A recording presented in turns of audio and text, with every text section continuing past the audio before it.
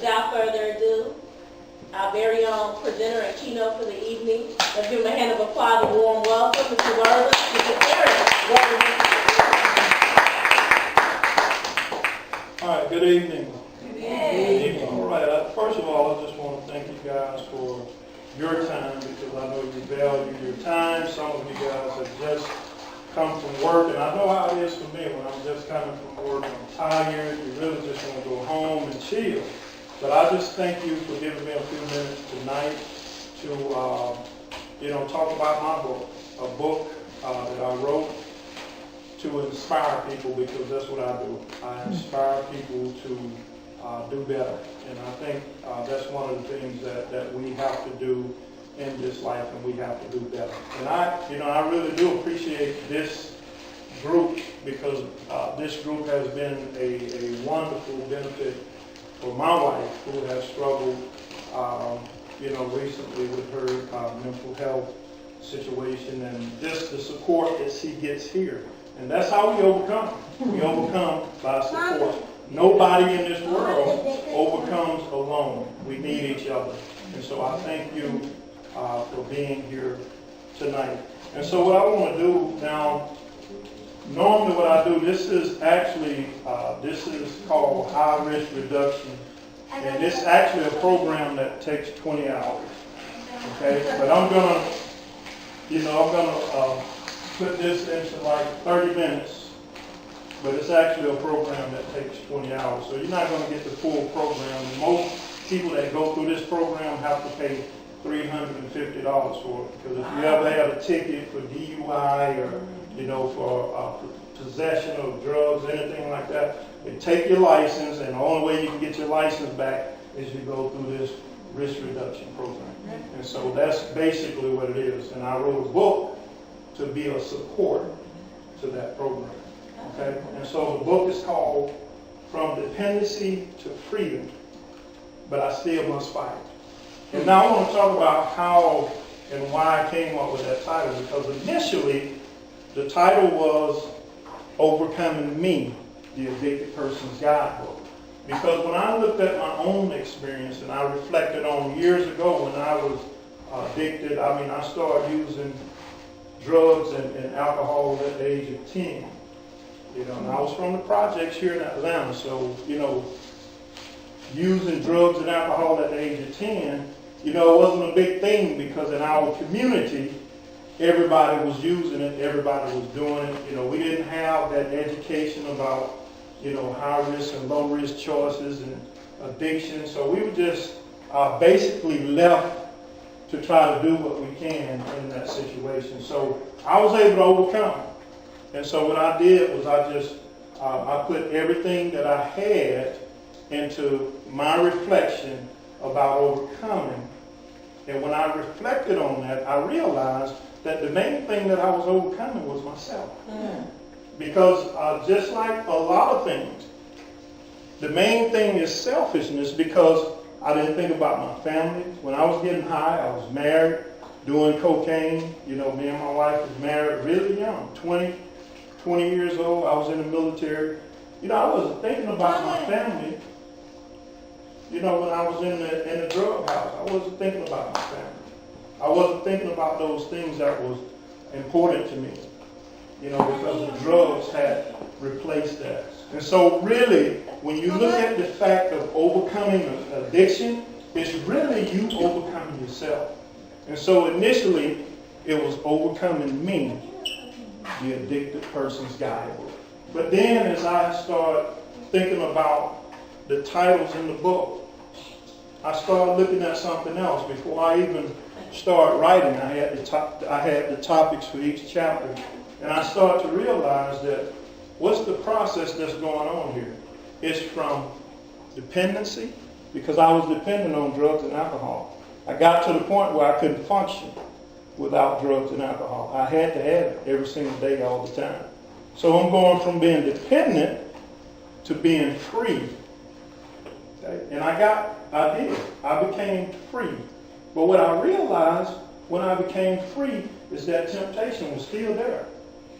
I realized that I still had urges to do things, right? Okay, even 25 years.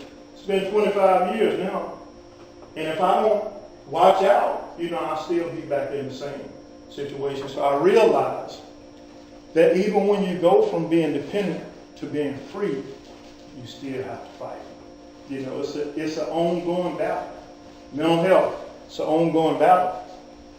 As long as you're doing and working and operating your strategies, you got a good therapist that's helping you, as long as you're doing the things that your therapist is teaching you, okay, as long as you're operating in those things, then you're successful.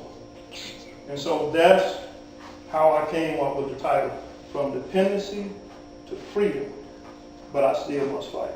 Now, the reason for me writing a book, number one, is I wanted to support people that struggle with alcohol and addiction by giving them an account that they can relate to and information to help them change. One of the things that caused me to really go deep into it is when our son, we found out our son had an addiction.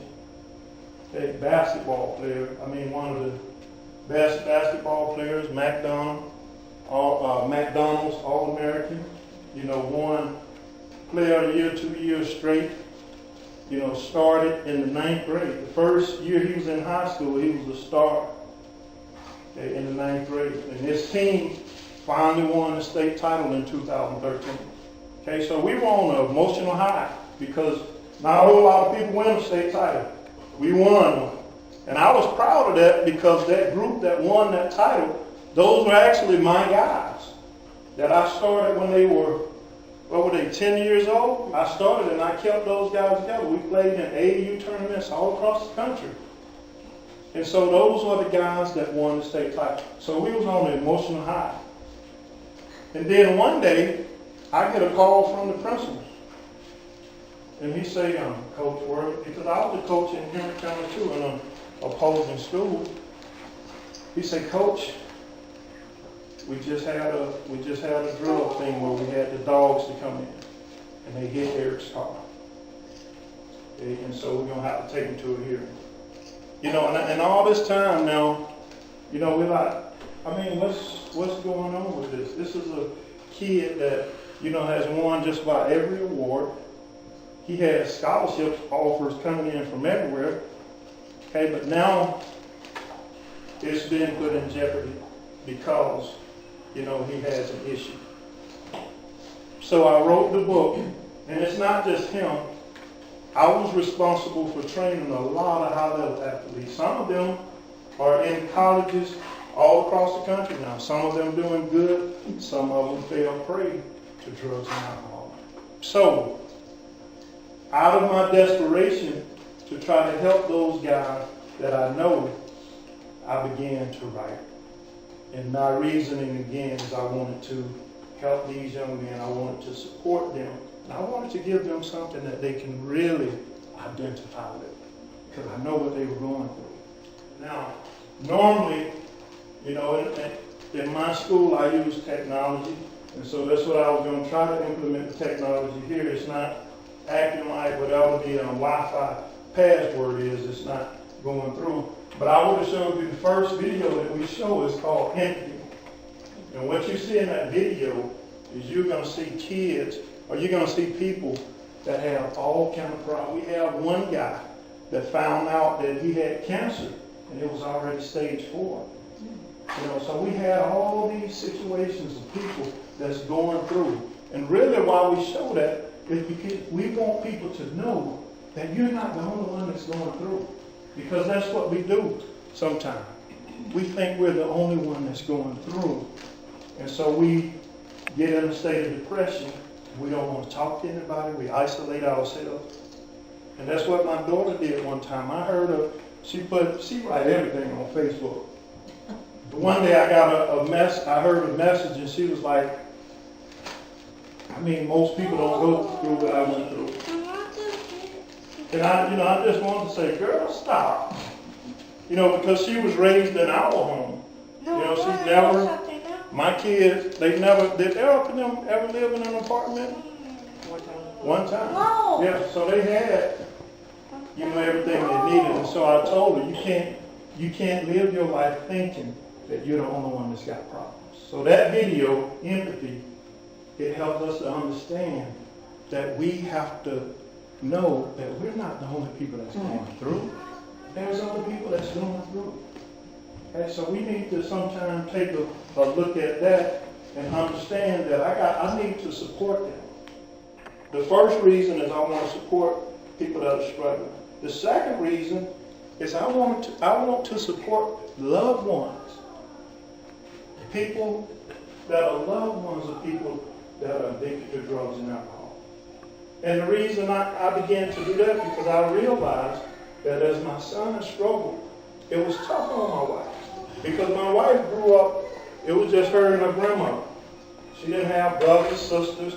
So she didn't experience those things. So she didn't understand why this young man that has everything, it seems like, he has the world in the palm of his hand, and his future can be whatever he wants that future to be. So she couldn't understand, she couldn't grip her mind around why is this guy making these decisions that are jeopardizing his future. She struggled with it. And so as I saw my wife struggle with these things, I began to realize that, man, I need to write something in there for the loved ones that are struggling with their people that are addicted to drugs. Okay, so that's the other reason is I want to support the loved ones of people that are struggling with drugs and alcohol. Okay, so let's get to the book. Now, I want you to know this. Anybody because I know a lot of people are inspiring to write a book. If you're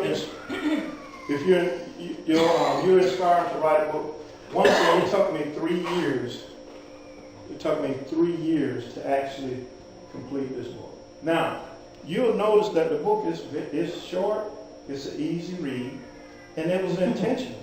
Because I understand when I was going through my addiction, I had a pastor one time give me a book this thick. And I say, really?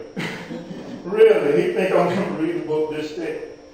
Okay, my mind, I was so high all the time and drunk all the time, I couldn't even focus that long.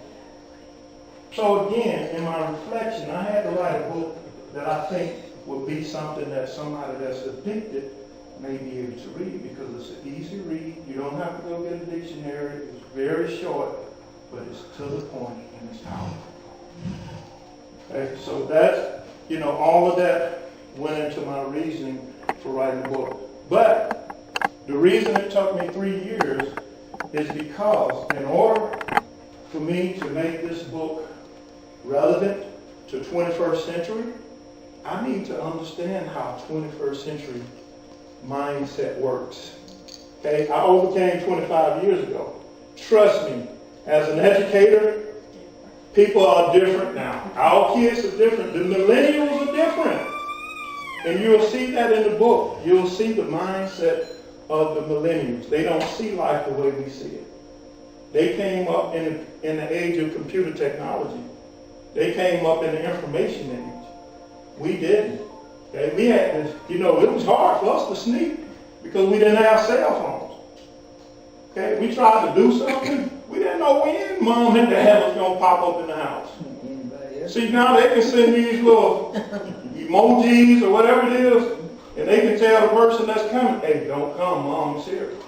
Okay? And they don't even have to say it like that. They can just send a signal, a symbol, and they know what it means. So in order for me to be relevant to 21st century, I had to go and I had to study. Yeah, I had to go do research. I went to Alcoholics Anonymous. I went to Narcotics Anonymous. I got certifications, all kinds of certifications because if you want to write a book, you have to make sure that you're an expert at what you're doing. I got, this class here, I got to go to Utah on Saturday, and it's a 3-day seminar. I come back on Thursday. Again, it's just more information so I can make sure that what I am saying is relevant to the 21st century mindset. Because young people think differently. They don't see life the same way that we see it. So I have to make sure that I can identify with the 21st century guys. So it actually took me 3 years to write the book. And it wasn't just the writing process. It was mainly me getting my data together and making sure that I'm consistent with what's going on today.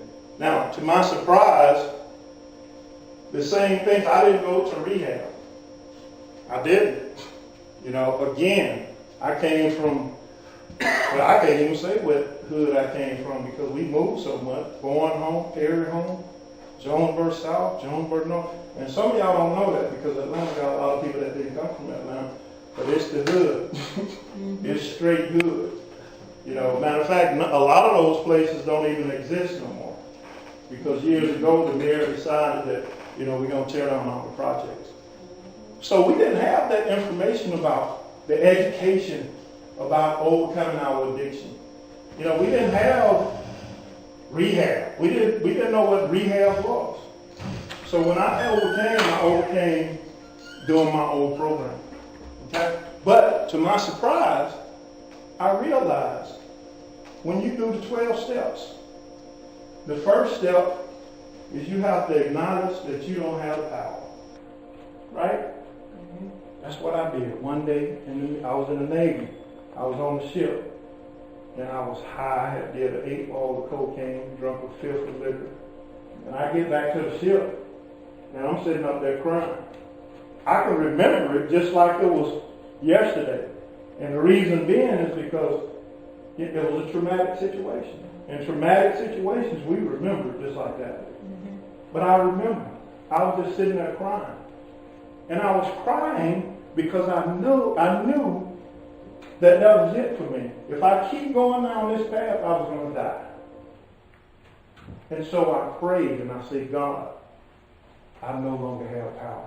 12-step program, the first thing you got to do is realize you're not in control anymore.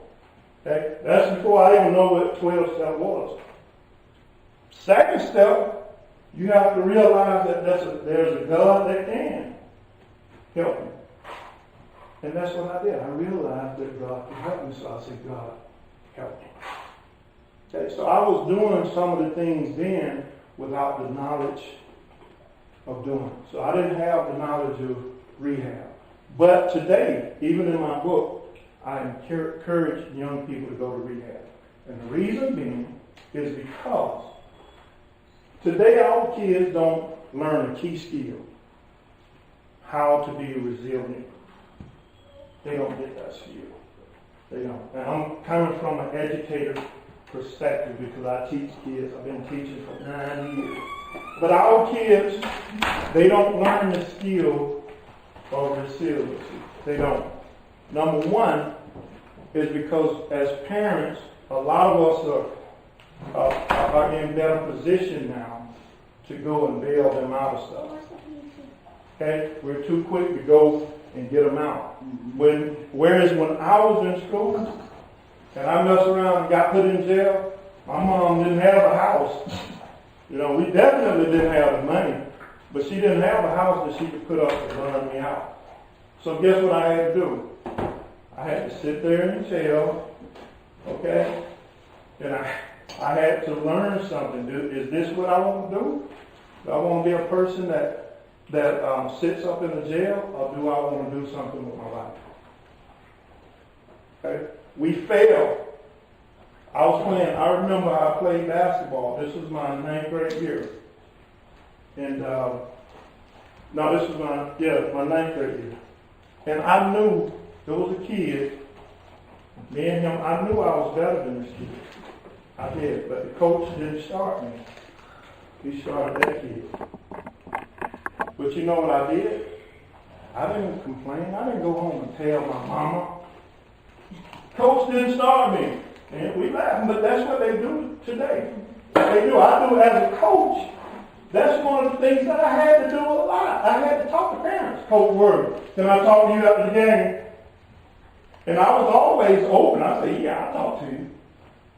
At the end of the game, I go and meet Coach. I know my son is way better than that kid that you playing for. And you know, me being the person that I am, I'm not argumentative. So I said, you know what? You might be right. But as far as my philosophy and what I want to do, that kid is giving me what I need. And you know what the parent said? He said, man, I can't even argue with that. Because I told him he was right. You might be right, but me and you see things differently. Okay? So, our kids, they don't learn that because the parents come and we always fighting for them. Our kids don't get to learn how to get back up. What I had to do is I say, look, coach not going to play me. Guess what I'm going to do? Every day in practice, I'm going to dominate. Every single day, I dominated. It drove me to get better because I said, I'm going to be better than him. And guess what? Game, like the fourth game of the year. Rodney, his name was Rodney. Rodney wasn't doing anything. And coach was like, man, I need some points. Wortham, get in there. I went in there, I had like 12 points just like that. Never sat on the bench again. Okay? Our kids don't get to learn that because we go to the coach ourselves. Let me talk to you. Okay? And so they don't get those skills. And so that's why I recommend that today they need to go rehab. Because in rehab, they'll learn those skills.